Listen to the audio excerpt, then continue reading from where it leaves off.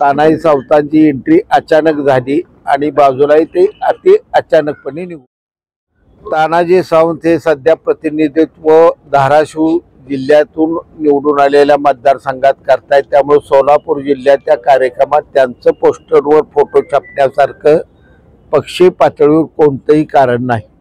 दुसरा मुद्दा तुम्ही उपस्थित केला की तानाजी सावंत सध्या दिसत नाहीत, ते एका मोठी शिक्षण संस्था चालवत आहेत, 5-6 कारखाने झालेत, अजून काही कारखाने त्यांना नवीन खरेदी करायचे आहेत, अशा ते व्यापात गुंतल्यामुळं पक्ष कार्यालयाकडे त्यांचं सध्या ते कमी लक्ष। मंत्रीपद मिळवताना ज्या पद्धतीचं त्यांचं आहे तेच आश्चर्यकारकरीत्या आहे। तळातनं गेलेल्या राजकारणात जो माणूस असतो त्याला राजकारणातल्या प्रत्येक गोष्टी समजत असतात। तानाजी सावंतांची एंट्री अचानक झाली आणि बाजूलाही ते अति अचानकपणे निघून। जातनिहाय गणनेची मागणी अनेक राष्ट्रीय नेत्यांनी वेळोवेळी केलेली होती। आज जातनिहाय जनगणनेचा निर्णय केंद्र सरकारने घेतला, त्याबद्दल केंद्र सरकारचं मनापासून अभिनंदन। हा निर्णय एकूण भविष्यात भारत देशाची राजकीय आणि सामाजिक या दोन्ही अनुषंगाने प्रगती करणारी ही जातनिहाय गणना ठरणार आहे। हा भ्याडाला अतिशय निष्पाप अशा लोकांची निर्घृणपणाने केलेली हत्या आहे।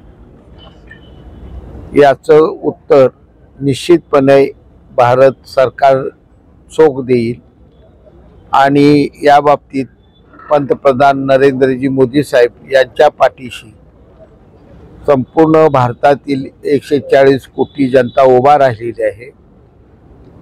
माझी अपेक्षा अशी आहे की आता कोणताही विचार मागं पुढं न होता निश्चितपणानं पाकिस्तानला या बाबतीत धडा शिकवला पाहिजे। पाकिस्तानला त्याची जागा कुठेही नेमकी दाखवून देण्याची हीच वेळ आहे। आज डिप्लोमॅटिक पद्धतीनं पहिलं पाऊल टाकलेलं आहे।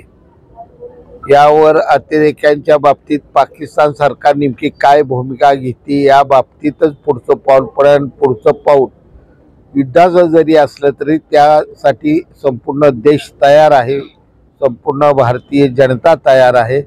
पंतप्रधान नरेंद्र मोदी जे कणखर नेतृत्व या देशाला मिळालेलं आहे, निश्चितपणानं पाकिस्तानचं कंबरड मोडण्यापर्यंतचा निर्णय यात होऊ शकतो।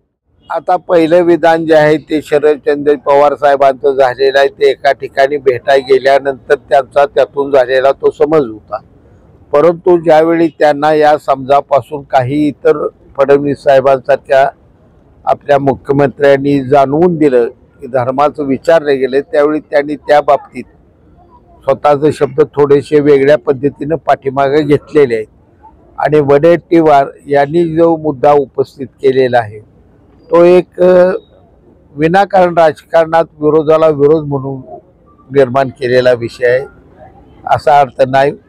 अतिरेक्याकडे एवढा वेळ होता का धर्म विचारायला येते?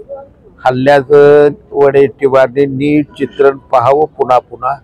हल्लेखोरांनी निष्पाप गरीब लोकांना निवांतपणे मारलेला आहे। यावेळेचा हल्ला तुम्ही टीव्हीत बघा, तो हल्ला धडाधडा मारून पळून गेला नाही, निवांत उभा राहून त्यांनी सगळं काम करून निघून गेले, कारण तिथं त्यांना भीती वाटण्यासारखं कुठलंही वातावरण नव्हतं। त्यामुळे गोर गरीब महिला होत्या, बारकी चिरकी पोरं होती, त्यांच्यावर तो केलेला हल्ला। जिथे संपदेला असे थोर मान, जणू वैभवाचे सजे शिल्प छान।